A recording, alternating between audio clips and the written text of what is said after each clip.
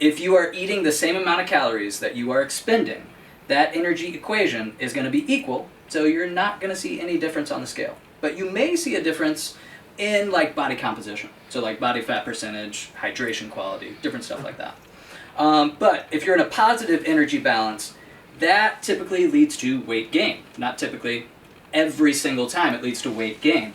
So if you're eating more calories than what you're expending, you're going to gain weight. Regardless of what you're doing, you're going to gain weight. And again, the first statement applies. So any outliers, this doesn't necessarily pertain to you. So if you're in that negative energy balance, you are eating less calories than what you're expending, so you are going to lose weight. So across the board. I got a question. Go ahead. Do you know what the average human expends in terms of calories?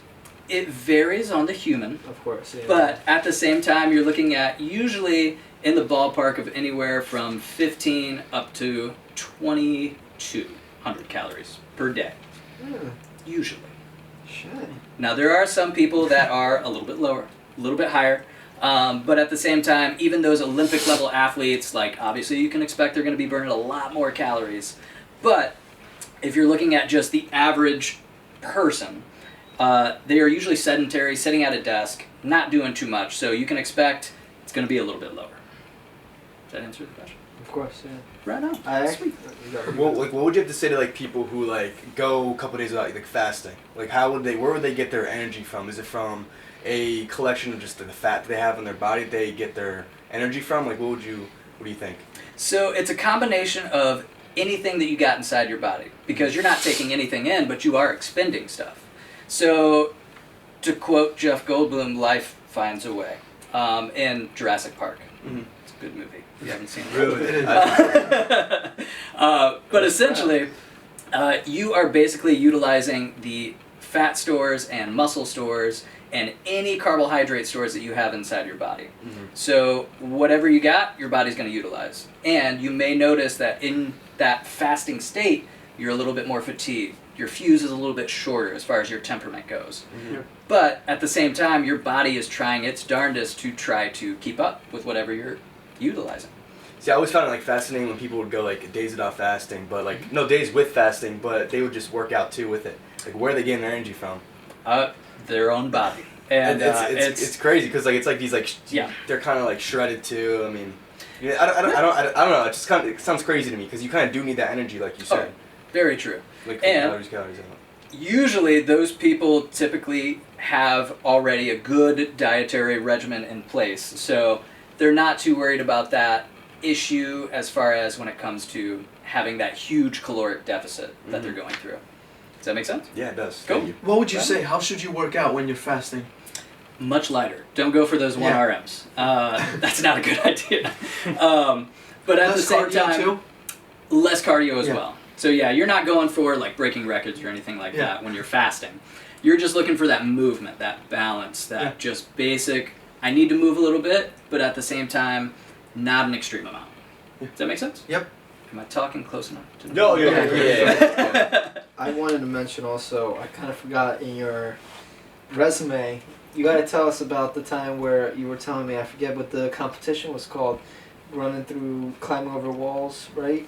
Yes. Spartan Ultra. Spartan Ultra. What was that about, and how does that imply with here? How did you prepare for a situation like that? So that a little bit later will complement that, but at the same time, a general overview is that was a really long endurance race that involved a lot of resistance training, but also a lot of cardiovascular training, because it was incorporated, like you would run a distance, you would do some obstacles, or you would do an obstacle, and then you would continue running to the next obstacle.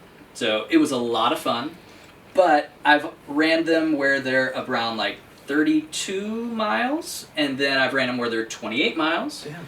As far as just on my feet, run. But it takes a long time. Like each time I did that, the longest one took about 14 hours, a little bit more, but over 14 hours to do. And then I think the quickest I ran one was, I want to say it was 10 hours. So Lightweight. Lightweight, baby. It was a lot of fun. Food. Do you eat in between?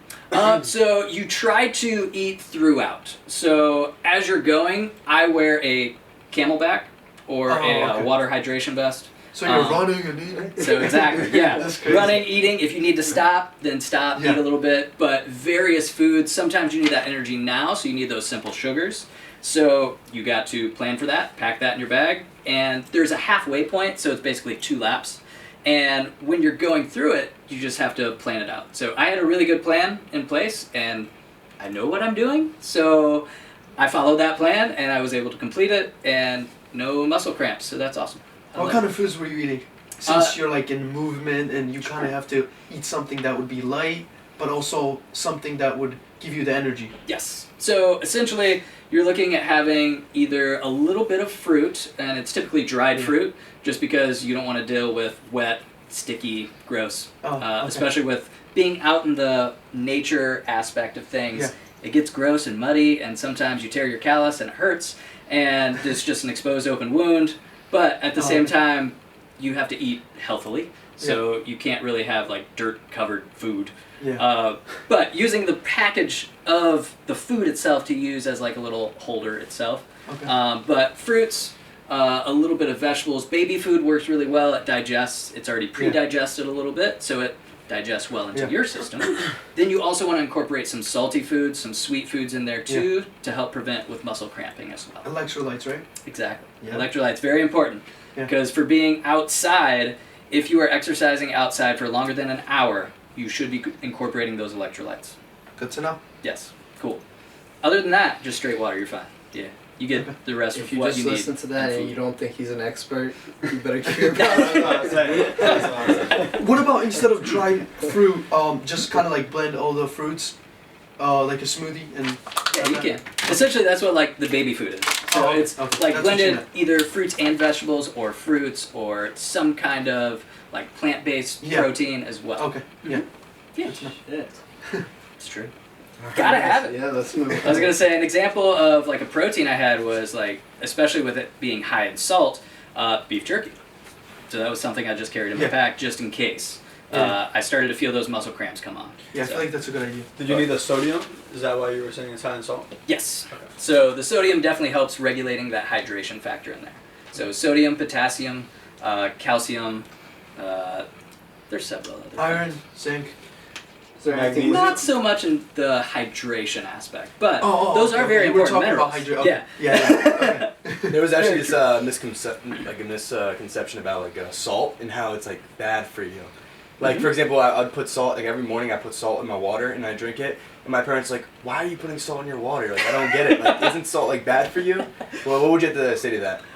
So there's a certain ratio that you need throughout your daily life, and again, it is another one of those things that we'll touch on a little bit later. But at the same time, when you're looking at proper intake of sodium, which is your sodium chloride, salt, essentially, you are looking at basically, with potassium, a 3-to-2 ratio. So you want 3 parts potassium, 2 parts sodium throughout your day. So anywhere in the ballpark of, and I think if I'm remembering the number right, for potassium you want about 3,200 milligrams per day, and for sodium you want about 2,500 milligrams per day.